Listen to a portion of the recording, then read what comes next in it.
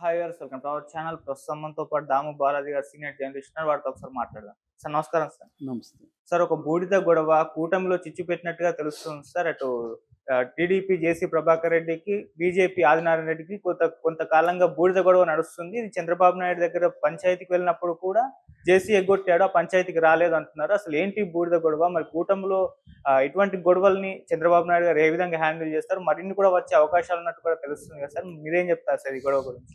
జేసీ ప్రభాకర్ రెడ్డి ముందు నుంచి కూడా ఈ ప్రభుత్వం వచ్చినప్పటి నుంచి కూడా ఓపెన్ గానే అనేక వార్నింగ్లు ఇస్తున్నాడు. ఫస్ట్ లో నా కొడకల్లారా అంటూ ఆర్టీఓ అధికారులకు వీళ్ళకి డైరెక్ట్ గానే కెమెరా ముందు వార్నింగ్లు ఇచ్చాడు. దాని తర్వాత ఇసుక మద్యానికి సంబంధించి ఆ కాంట్రాక్టులకు కూడా వార్నింగ్ ఇచ్చారు. నాకు 15 to 20% ఇవ్వకుండా మీ బిజినెస్ ఇక్కడ నడవని అని కూడా వార్నింగ్ ఇచ్చారు. అప్పట్లంతా కూడా చంద్రబాబు ఆయన మీద ఎటువంటి చర్యలు తీసుకోలేదు. దాంతో అతను ఇంకా రెచ్చిపోయి ఈ ఫ్లై యాష్ ఫ్లై యాష్ విషయంలో గొడవ పడడం మొదలుపెట్టాడు.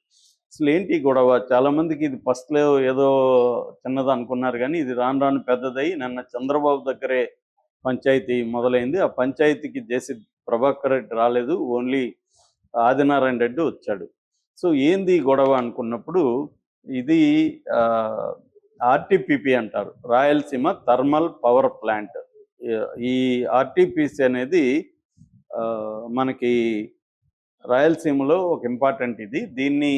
దీనికోసం పోరాడిన వ్యక్తి రమణారెడ్డి అన్నమాట. ఆ రమణారెడ్డి పేరుతోనే డాక్టర్ రమణారెడ్డి పేరు కూడా ఇది మళ్ళీ 2023లో మార్చారు.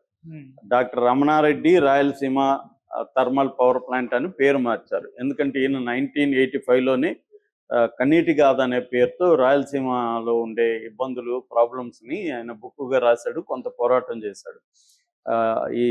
ఇట్లాంటి థర్మల్ పవర్ ప్లాంట్ పెట్టాలి అని ఆయన ఎప్పటి నుంచి చేశాడు. అందుకని ఎర్రగుంట్లలో ఇది పెట్టారు. ఎర్రగుంటలు అనేది జమ్మలమడుగు నియోజకవర్గం కిందకి వస్తుంది. ఇప్పుడు ఏంటంటే ఈ ఆర్టీపీపీ కింద అదేంది బొగ్గుతో తయారు చేసే విద్యుత్, ఎలక్ట్రిసిటీ, థర్మల్ విద్యుత్. అంటే మన దేశంలో 120 ప్లాంట్స్ ఉన్నాయన్నమాట పెద్దలు. ఈ 120 ప్లాంట్స్ 2,20,00,000 టన్నులు పర్ ఇయర్కి ఈ ఫ్లై యాష్ అనేది బయటకు వస్తుంది. ఎందుకంటే బొగ్గుతో చేయడం వల్ల బొగ్గులో నుంచి ఫ్లై యాష్ బూడిద వస్తుంది. ఆ బూడిద ఫ్రీ అక్కడ వాళ్ళు బయటపడేస్తారు. దాన్ని తెచ్చుకునే సిమెంట్ ఫ్యాక్టరీలకి వాడతారు ప్రధానంగా. మామూలుగా దాన్ని ఒకటి పోర్ట్లాండ్ సిమెంట్ కాంక్రీట్గా ఉపయోగిస్తారు, పీసీసీ అంటాం కదా, కాంక్రీట్గా ఉపయోగిస్తారు, సిమెంట్ ఫ్యాక్టరీలలో వాడతారు. తర్వాత సాయిల్ అండ్ రోడ్ బేస్ స్టెబిలైజర్గా వాడతారు. తర్వాత ఫ్లోవబుల్ ఫిల్స్ అంటారు, ఫ్లోవబుల్ ఫిల్స్కి వాడతారు. తర్వాత అస్ఫాల్ట్ ఫిల్లర్గా వాడతారు అనమాట. దాదాపు 15 to 30% సిమెంట్ సేవ్ అవుతుంది ఇది కానీ వాడితే. అందువల్ల సిమెంట్ ఫ్యాక్టరీలో దీని డిమాండ్ ఉంది. ఇంకా ఎప్పటి నుంచో ఇదేంటంటే ఇటు జమ్మలమడుగు ఏరియాలో ఉంది కాబట్టి జమ్మలమడుగు ఎమ్మెల్యే మనుషులే కాంట్రాక్టర్లుగా ఉంటారు. అక్కడ ఆ ఫ్లై యాష్ని లోడు చేయడం, కూలీలు అవి మెయింటైన్ చేయడం అంతా వీళ్ళు చేస్తుంటారు. దీన్ని సిమెంట్ ఫ్యాక్టరీలు దగ్గరలో ఉండే తాడిపత్రిలో ఉన్నాయి, మన అల్ట్రాటెక్ సిమెంట్ ఫ్యాక్టరీ లాంటివి ఉన్నాయన్నమాట. వాళ్ళకి అక్కడున్న ఎమ్మెల్యేలు ఇక్కడ నుంచి తీసుకెళ్ళి సప్లై చేస్తుంది. ఇలా ఇద్దరు పంచుకుంటుంటారు. ఏది ఇటు జమ్మలమడుగు ఎమ్మెల్యే, తాడిపత్రి ఎమ్మెల్యే, వీళ్ళిద్దరూ పంచుకోవడం అనేది ఎప్పటి నుంచో ఉంటుంది, సామరస్యంగా వెళ్తున్నది. ఈవెన్ వైసీపీ ఉన్నప్పుడు కూడా అక్కడ తాడిపత్రి ఎమ్మెల్యే పెద్దారెడ్డి, ఇటు జమ్మలమడుగు ఎమ్మెల్యే సుధీర్ రెడ్డి ఇద్దరు ఒక అవగాహనతో జరిగేది. ఈయనకి వాటా ఇచ్చేవాళ్ళు సుధీర్ రెడ్డికి, వాళ్ళు తీసుకెళ్ళి పెద్దారెడ్డి వాళ్ళు అమ్ముకునేవాళ్ళు.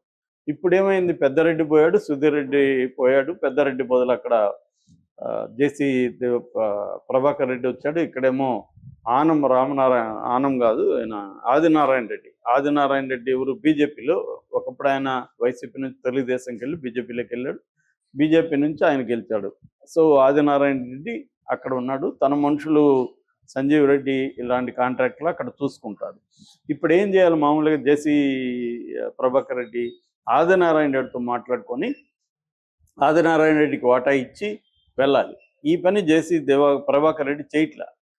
వీళ్ళకి ఇంకా బకాయిలు, వీళ్ళ కూలీలకి అది కూడా 80 లక్షల వాళ్ళకి బకాయిలు పెట్టారు, వీళ్ళకి వాటాలు ఇవ్వట్లేదు. దాంతో వీళ్ళకి కాలింది. నువ్వు మా ఏరియాలో వచ్చి ఈ బూడిద మాది లోకల్, ఇక్కడ మా నియోజకవర్గంలో ఉన్నప్పుడు దాని వనరుల మీద మాకు ఆధిపత్యం ఉంటుంది, మా వాళ్ళకి డబ్బులు ఇచ్చి తీసుకెళ్ళాలి, నువ్వు అది చేయకుండా నువ్వు ఎవడు తీసుకెళ్ళడానికని వీళ్ళు అబ్జెక్ట్ చేసి ఆపేయడం మొదలుపెట్టారు. ఆపేయడం మొదలుపెట్టి వీళ్ళే సిమెంట్ ఫ్యాక్టరీ సప్లై చేయడం మొదలుపెట్టారు. దాంతో జేసీ దివాకర్ రెడ్డికి సహజంగానే ఆయనకి కొంత కోపిస్ట్ కూడా మనిషి, దాంతో కోపం వచ్చింది. కోపం వచ్చి ఎలా ఆపుతారో చూస్తానని డైరెక్ట్గా కడప ఎస్పీకి, అనంతపురం ఎస్పీకి లెటర్లు పెట్టాడు. ఇది కానీ జరిగితే వాళ్ళకి వార్నింగ్ ఇచ్చాడు, మీరు కానీ దీన్ని ఆపకపోతే తీవ్ర పరిణామాలు ఉంటే నేనే రంగంలోకి దిగుతాను అని వాళ్ళకి వార్నింగ్ ఇచ్చాడు. ఇప్పుడు వాళ్ళకి ఏంది, పోలీసులకి ఇది అధికార కూటమిలో ఉండే ఎమ్మెల్యేల మధ్య గొడవలు అంటే వాళ్ళ తలనొప్పి కదా. ఇది వైసీపీ వాళ్ళకంతకు వాళ్ళు డిటైల్ చేసేవాడు, నోరు మూసుకొని ఉండరు అని చెప్పగలిగాడు. కానీ ఇది వైసీపీ కాదు, అటుపక్క తెలుగుదేశం నాయకుడు, ఇటుపక్క బీజేపీ నాయకుడు. సో వీళ్ళని ఎవరి వైపు ఉంటే ఇంకొకరికి కోపం వస్తుంది.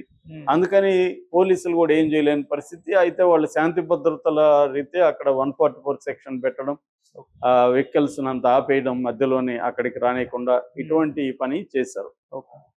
దాంతో ఇతను ఇంకా రెచ్చిపోయాడు. ఇది స్టేట్ వైడ్ గొడవగా మారిపోయింది. ఈవెన్ తెలుగుదేశం పత్రికలు, ఆంధ్రజ్యోతి లాంటివి కూడా దీన్ని గట్టిగానే కవర్ చేస్తాయి. ఎందుకంటే ఇప్పుడు ఏంటంటే ఓవరాల్గా పరిస్థితి ఎక్కడ ఉందంటే, ఎట్లా ఉందంటే, చంద్రబాబు ఏమో దీన్ని ఉపయోగించుకొని ఇప్పుడు తనకి జీవితంలో రాని ఒక ఇప్పుడు వచ్చింది, తర్వాత వచ్చిన ఒక గొప్ప ఆపర్చునిటీ ఉపయోగించుకొని తను చివరి దీని పేజీలో ఉన్నాడు కాబట్టి తన పేరు నిలిచిపోయే విధంగా అభివృద్ధి చేద్దాము అన్న ఉద్దేశంలో ఉన్నాడు. కానీ ఎమ్మెల్యేలు ఎక్కడికక్కడ విపరీతంగా కరప్షన్లోకి వెళ్ళిపోయారు, విపరీతంగా వనరులను దోచుకుంటున్నారని తెలుగుదేశం మీడియా కూడా స్ట్రాంగ్గా దీని మీద చేస్తుంది. ఎందుకంటే దీనివల్ల చంద్రబాబుకి చెడ్డ పేరు వస్తుంది. 2014 నుంచి 19లో కూడా ఇలాగే ఎమ్మెల్యేల అరాచకాలు కావచ్చు, అవినీతి వల్ల చంద్రబాబుకి బాగా చెడ్డ పేరు వచ్చింది. ఇది రాకుండా చూసుకుంటే చంద్రబాబుకి మళ్ళీ అధికారం గ్యారంటీ అనే ఇది ఉంది. ఎప్పుడైనా కూడా మన నెగిటివ్ ఓట్ అనేది బలంగా పెరిగిపోయినప్పుడు అవతల ఎవడున్నా కూడా జనాలు వాళ్ళకి వేసేస్తారు. సో జగన్ దాన్ని ఆపర్చునిటీగా తీసుకొని దాని వైపు ఉన్నాడుగా. ఆల్రెడీ అతనికి 40% ఓటు పడింది, ఇంకొక 10% పడితే జగన్ మళ్ళీ వస్తాడు. ఇది రాకుండా చూసుకోవాలని తెలుగుదేశం అభిమానులు కూడా ఎంతో ఆవేదనతో చేస్తున్నారు. కానీ ఈ ఎమ్మెల్యేల తీరులో మార్పు వస్తున్నారు. ఆల్రెడీ చంద్రబాబు అనేక సార్లు ఎమ్మెల్యేలకు గట్టి వార్నింగ్ ఇచ్చాడు, మీరు మీ ఇది మానుకోండి అని. కానీ ఎవరు వినే పరిస్థితులు లేదు.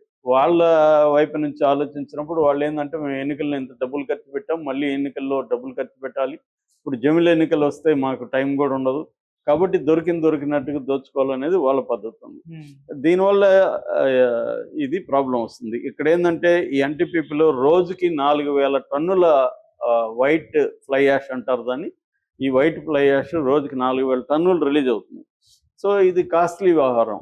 ఇంత సిమెంట్కి ఇస్తారు కాబట్టి సిమెంట్లో దీనివల్ల నేను ఇందాక చెప్పినట్టుగా 15 to 30% సిమెంట్ సేవ్ అవుతుంది.